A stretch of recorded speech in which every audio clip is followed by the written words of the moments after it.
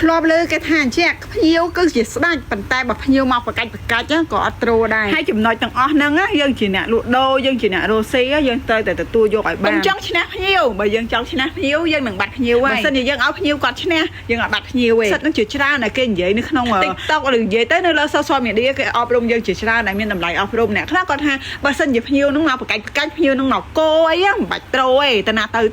ហើយអ្នកខ្លះក៏និយាយថាអត់ទេភ្ញៀវមកគឺជាស្ដេចគោយ៉ាងណាគឺយើងត្រូវតែស្របតាមគាត់កុំចង់ឈ្នះភ្ញៀវកាលណាយើងឈ្នះភ្ញៀវនឹងដាច់មកអីអញ្ចឹងឲ្យគាត់ឈ្នះទៅហេតុផលទាំងមួយចំនួនខ្ញុំទទួលស្គាល់ថាវាតែងតែមានចំណុចវិជ្ជមាននិងអវិជ្ជមាននៅក្នុងនោះសុភាសិតមួយថាបើមនុស្សមិនញញឹមកុំឲ្យបើកហាងអីហើយបើបើកទ្វេហាងហើយត្រូវតែញញឹមទទួលភ្ញៀវអញ្ចឹងបើចង់រកស៊ីធូរត្រូវតែញញឹមហើយបើចង់ឲ្យអតិថិជនចូលកាន់មកច្រើនត្រូវតែញញឹមដូចគ្នាមិនថាគេមានបញ្ហាអីទេគេមករកយើងគឺគេយកលុយមកឲ្យយើងហើយអញ្ចឹងត្រូវតែញញឹមទទួលរាក់ទាក់ដោយក្តីរីករាយជាទីបំផុតស្នាមញញឹមគឺជាសុភមង្គលសម្រាប់មនុស្សជុំវិញខ្លួនចូលញញឹមឲ្យបានច្រើនណាពីដុកទ័រ Smartphone